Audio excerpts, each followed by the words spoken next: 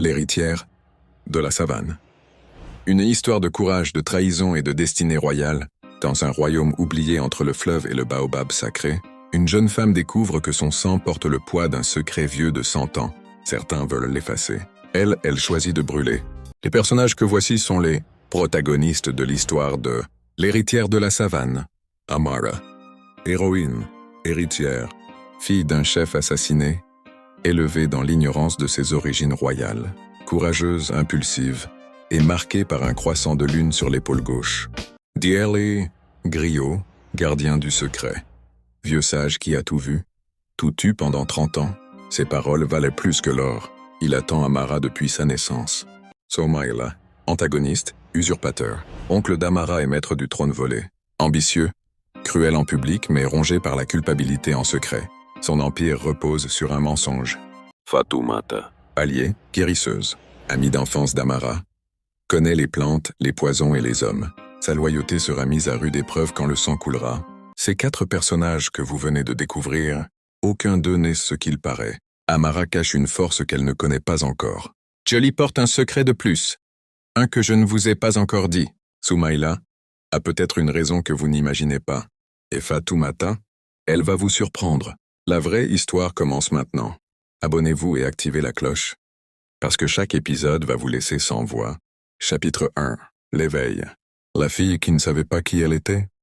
Amara, 23 ans, vend des épices au marché de Kankou comme elle le fait depuis l'enfance. Sa mère adoptive ne lui a jamais parlé de son père. La question est interdite. La cicatrice en forme de lune sur son épaule gauche est la seule chose qu'elle possède de sa naissance. Le marché s'arrête. Tout se retourne. Un vieil homme en boubou blanc la regarde comme s'il voyait un fantôme. Il murmure un seul mot Kouyaté et ses genoux touchent la terre. Le soir même, sa maison brûle.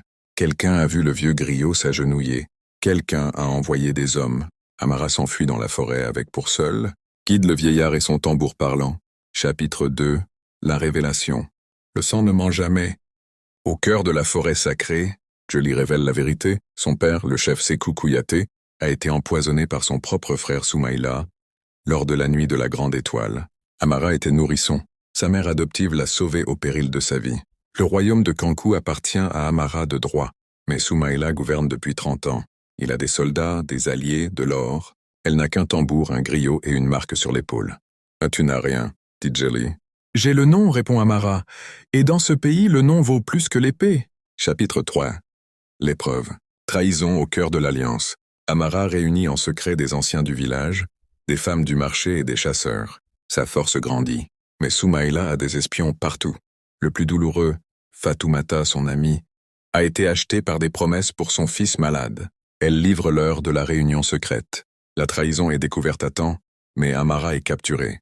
Enfermée dans la tour de sel, elle attend son exécution. Jolie est introuvable. Il ne reste que la nuit, les murs et la lune qui brille sur sa cicatrice. Dans l'obscurité, elle n'a pas pleuré son sort. Elle a pleuré Fatoumata, parce que la trahison d'un ennemi blesse la peau. Celle d'une amie blesse l'âme. Chapitre 4. Le retournement. Le tambour parle à tout le peuple. La nuit avant l'exécution, Jolie le griot monte sur la colline sacrée. Son tambour parle, le vrai langage des ancêtres, et porte à chaque oreille du royaume le nom caché.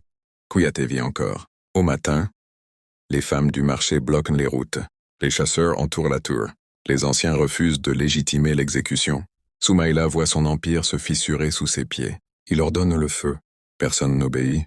Un roi sans peuple n'est qu'un homme avec une couronne trop lourde. Chapitre 5. Le dénouement. La savane n'oublie pas ses enfants. Amara est libérée. Face au peuple réuni, elle affronte Soumaïla non par l'épée, mais par la parole, la tradition. Elle récite sa lignée devant les anciens. Soumaïla ne peut nier la cicatrice. Il ne peut nier le nom. Il ne peut nier les larmes dans ses yeux. Il part en exil, sans violence, parce que la vérité, portée par le bon tambour, est la seule arme que les siècles n'ont jamais pu rouiller. Amara règne. Fatoumata revient, on tense. Amara la pardonne, non par faiblesse, mais parce qu'un règne fondé sur la vengeance s'effondre aussi vite qu'il s'élève. Elle posa la couronne sur sa tête au coucher du soleil, face à la savane infinie. Le baobab sacré bruissa sans vent. Les ancêtres avaient répondu présent. La leçon de l'histoire.